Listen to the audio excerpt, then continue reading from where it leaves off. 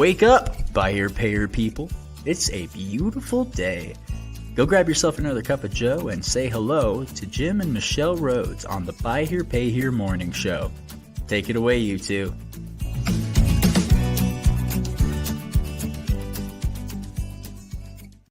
Hey. Hello, happy Monday, friends. Hi, everybody.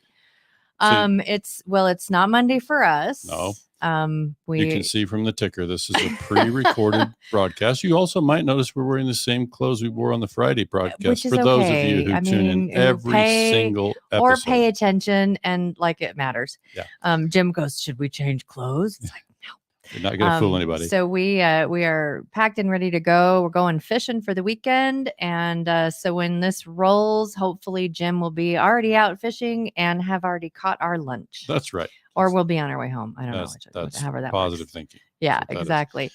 So, we just wanted to give you something to think about while we were away. And so we wanted to talk about this concept of perceived risk, or what we might call misperceived risk. And it just came up because we've been working with some clients lately, and it happens pretty routinely, but I've got like 3 clients we're currently working with that are actively, shopping for funding. And so in kind of talking through this with them and potential private investors and just helping some new dealers better understand the risk that is buy here, pay here, it just got me started thinking about how to share that, how to express that. Because a lot of people, if they're looking at it from the outside, it's like, this is a super risky thing. Yeah. And so part of what Jim has done in the past with customers and things he's working currently with is actually talking to the potential investors and explaining that to them, this whole thing. And pretty much so your response after having these kind of conversations is kind of like, oh, yeah. Okay. Some of it takes a little bit to grasp. And, if we think about our own experiences, if you're at a family reunion or you're just chatting with friends somewhere and somebody asks you about what you do and you start talking about the buy here, pay here business, there's just kind of a perception about that people think, oh, it's super high risk and there is risk. Repos. And, yeah. There is risk. There is the risk risk is real. But you can mitigate your risk. And you can predict it. It's more it's more predictable than one might expect when you're coming from outside the industry. And so that's just start to get into the numbers nerd part of me, where you start to forecast the projections and what, these roll forwards, and you can see that.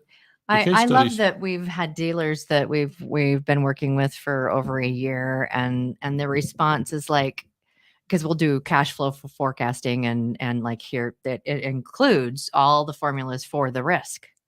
And it's just been funny, the reaction we get after so much time. It's like, it's spot on. The results. The results. It's like we're right on track of where we should be, as long as the right amount of contracts are being created and stuff like that. That it's more predictive than a lot of people think is what.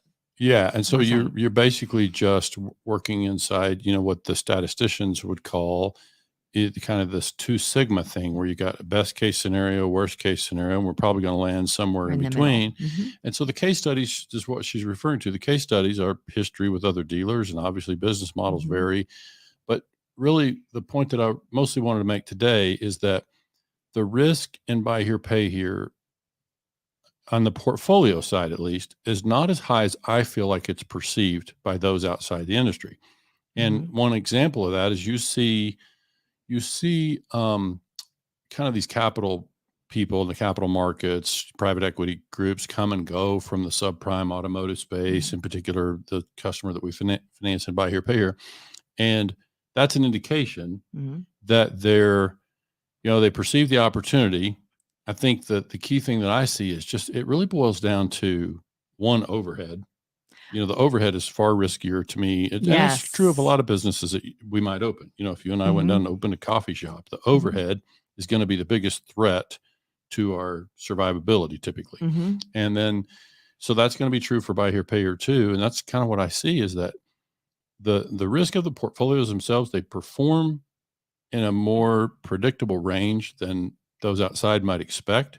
And so this is a thing that I find myself explaining to potential investors. Often they're family members, private investors who have an interest in participating. Sometimes banks. Yeah, sometimes. Yeah, sometimes I'm meeting a bank who's stepping in to understand it, and so we can help them foresee, the rate at which the portfolio is going to typically generate cash, and then obviously the rate at which they get repaid. And so now it just now starts to boil down to management, right? It's like, how do I manage my business in a way that I can make sure that it performs in this range? And then it's just money management. It's actual management of the facility and management of the money, because the portfolio is typically going to yield with good management, reasonable amount of management of the portfolio. Then you're going to have a pretty predictable outcome in terms of profitability and cash flow in the portfolio. Now it starts to boil down to how are we managing the money? Are we using our positive cash flow to go and buy boats and, and spend, outside of the business? Or are we getting crazy high with our overhead and not paying attention and not having a good measurement? Yeah. And there's so many, as dealers know, and anyone who's a business owner, overhead is you can just go through a lot of cash. Yeah. Just from not really being aware or not having, even just having budgets. If you have I don't know if, you work like personal budget kind of thing, but when you have a budget, for me, it always seems like I have more money because I'm tracking how I'm spending. And so it seems to go so much further because I'm not doing just like, oh, this would be fun, or this little bit here, or this little bit there. And yeah. So I would say, the perceived risk for me, for people that are outside, especially, is going to be the portfolio performance, which I mentioned. And indirectly, that is also repo rate. Like the repo rate, might not be as high as they perceive. And often what we find is that even when the repo rate runs higher than anticipated, the portfolio still performs. It still generates enough cash because it is generating the value of those repos that are coming back in. It typically does generate enough cash to support itself, to support whatever debt is associated with it. So that's often the situation. And so now the risk that is real is going to be that overhead we mentioned. It's going to be mismanagement, especially collection side, right? A lot of the folks that we work with, they come out of independent retail or franchise, and they're used to the sales side, but they're not as used to the collection side. And so if they don't manage that side of it well, then that's problematic. Well, and right? and also like just even the underwriting, because we just want to make sure. I know Jim's always talking about there's two business structures you want to make sure are really well mapped out. One is, and they're both, well, the contracts or the how you bring money in, and also how you contract your assets out to the consumer. Yeah. So it's the funding, the capitalization of the business, and the ratios that you put in place there. That's one type of structure. And then the other is the actual deal structure, the loan to the consumer, which we covered a lot in our live stream on the first. And then the other piece for me is just not people stepping into it that really don't understand the business well. They don't understand the segment. They don't understand the consumer they're serving very well. And they often fail to be able to manage from their financials and be able to see the difference between profit and cash flow, and know how to make good management decisions within that. Yeah. So this again is not so much the portfolio performance. Portfolio may be over there performing just as expected, but these other pieces are really more of the threat to the business, in my experience, than the actual portfolio. And I've talked to some, and we've seen some like guys that are just, they're car guys, and they've worked in sales and they love cars and they love to sell, but they really don't understand how to run a business effectively. And so it's anyone that's a dealer out there, if you can learn, read a book, go to just on basic business 101 on budgeting and your accounting and your bookkeeping and just all of those kind of things. I think that's really helpful, especially if you don't come from that kind of background, because it is a different beast. And buy here, pay here is a different beast as well within that, but it's a very different beast to be a car guy and love selling cars. By the way, car guys or car gals. Or car guy. Thank you. And this is coming from a woman. From a woman. Wonderful. You spend a lot of time in the car business. I have. But it's what happened there? I just kicked something. But to take the opportunity to learn a little bit about the other pieces, because I mean, it's those kind of things, like when we talked about budget and all of that, those can get away from you so easily. And, especially when you're in a business where there's a lot of cash coming in, you're thinking we're fine, pay it out, pay it out, pay it out. And then it's just like, it starts to go lopsided.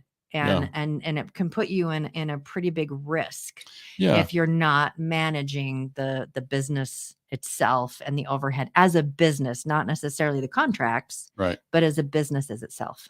Yeah, and I think it's tricky. Like Buy Here Pay Here has some other moving parts that some businesses wouldn't have. And I would say, you mentioned Business 101. I would say, how about we take folks back to Business 99 maybe, which is let's first recognize that we might not know all the answers and be prepared to go find some help. Yeah. And, if that's us, you know how to reach us, but we probably can put you in touch with somebody else. But the very first thing for me is just being able to put aside some ego and say, you know what, I don't have as firm a grasp on this as I would like. I need to probably go find some help, because I would just tell you, from somebody who's, as a coach advisor standing on the sidelines and working with a lot of dealers, that whole thing about not being willing to accept some help, that often is a bigger threat to your business than these things we're talking about. It's like, if we can't go get some help and get it early. Yeah, that's because true. Because we see sometimes dealers that come and it's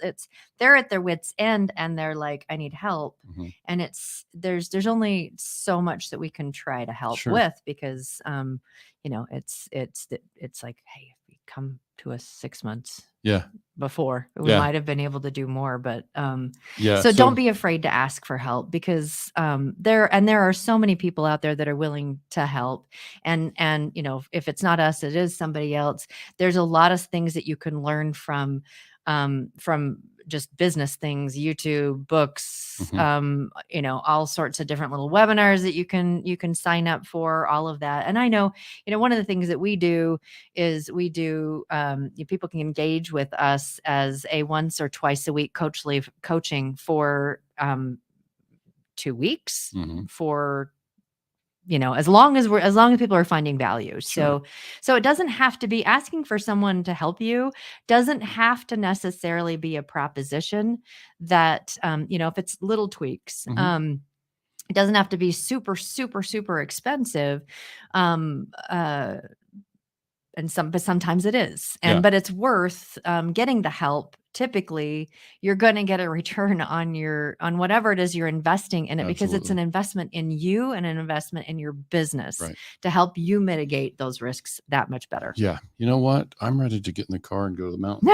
So we should wrap this up. He's been itching to go fishing for quite a while. We've got to get out there. So all right. The snow's going to be flying in Utah before too long. So we got to get out there. So I just want to throw in a quick mention, though, for those folks, this going out on Monday, that means this week you should be able to have the archived recordings from our August 1st event. And those will be available to everybody, because that's like K through 12. That's foundational. That's my phone number there. You can call or text me if you want to get access to those, and you can email us, of course. Right. But just reach out if you want to try to get access to that. And we'll be lining up guests for the morning show coming in the weeks ahead here. So have a great Monday. I know. Have a great Monday, everybody. We'll see you on Wednesday. Talk to y'all later.